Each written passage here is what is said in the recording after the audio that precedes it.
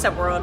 I'm Kristina Roulo, a reporter from Legacy Maker Sports Network, and it is a somber Monday night at the Kia Center. I find myself at the home arena of the Orlando Magic men's basketball team, and tonight's game was undeniably disappointing.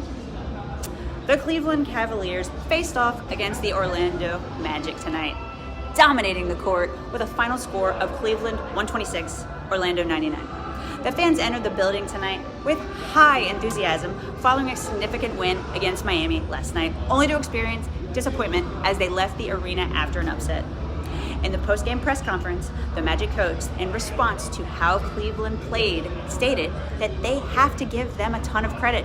And there is a reason they have won 7 games straight and that they are in their groove right now. Teammate number 5, Paulo Banchero, stated they just need to play better and be more locked in. After playing consecutive home games, the Magic will enjoy a day off tomorrow, aiming to be well rested for their upcoming away game against the Memphis Grizzlies. Stay tuned, and as always, thank you for watching. Check out our post-game coverage, and don't forget to follow our social media and share. I'm Kristina Roulo, Legacy Maker Sports Network. What did you see as the reasons they were able to get off to such a hot start? The way they guarded, they hit us early. We turned it over, allowing them to get a lot of early easy shots and easy looks, so they get a comfort level. We got to do a better job taking care of the basketball and understanding where shooters are on the floor. Those little details of the game that matter. But you got to give them a ton of credit. I mean, they're the reason why they won 7 straight. They're in a very good groove right now. I asked with the result tonight, just how much more important are these couple practices coming up for your team as you move forward? Very necessary, extremely necessary. One, make sure we get our rest, to get our recovery right, so we have healthy bodies. And then next to that is getting back to knowing what we did, in the Miami game, getting back to that form. How much of it is the things you can control that need to be tightened up, like turnovers, making free throws, kind of staying on the attack? It seemed like, especially Jared Allen, kind of repelled people from going into the paint for a good chunk of that first half. Listen, Jared does a great job down there protecting the rim.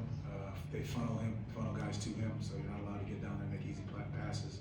They shrink the floor, and but part of it is us also making the right decision at the right time, moving it right away. You see a crowd coming off of it, and they do a great job defensively. So you have to give them a ton of credit for the way in which they played.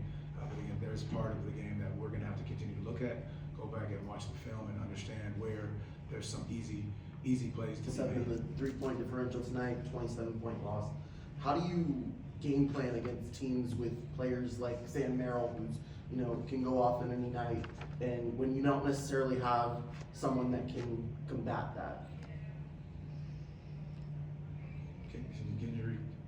I'm trying to figure out. For a team that isn't as strong in the 3-point department, when you play other teams, how do you game plan against that? So you're saying because we're not as strong in the 3-point department and they are, or yes, you're saying how do we combat that? yes. I think you just got to know your personnel, understanding who he is, where he is on the floor, do a better job of getting to his body, closing out to his chest, making him put the ball on the floor, and those little things. It has nothing to do with our shooting more than it has to do with us being able to defend the right way. You could just tell the way they were playing that they are on a win streak.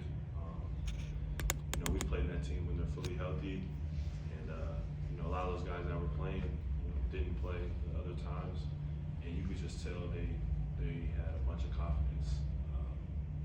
Guys that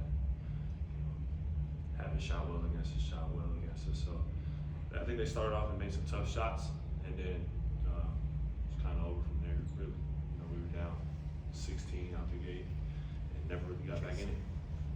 From a loss like this against the Eastern Conference opponent, where you guys are in the fight for playoffs. You just take away that we got to be better. I think as a team we need to be more aware of when a team like that's hot coming in. We need to understand that when you look at the personnel, you can't read names. You got to watch film and look at what guys have been doing. That goes for everybody, myself included. You can't just, for instance, I think Merrill is a perfect example. He hasn't played when we've played them any real minutes, but he's been playing since the guys they've had been hurt, and he came in and killed us. And you know, as a team, we gotta be better. You know, he's been playing well for this stretch of games they've had. So we just gotta be better, and you know, How much you guys can control? You know, I think the team had 7 turnovers in the first quarter. You know, the missed free throws have been kind of a gradual problem throughout the year. How much do you need to focus on what you guys can control, even when you're facing a team that's shooting as well as Cleveland was tonight? Yeah, like you said, just having those type of turnovers and free throws and everything, that's all stuff that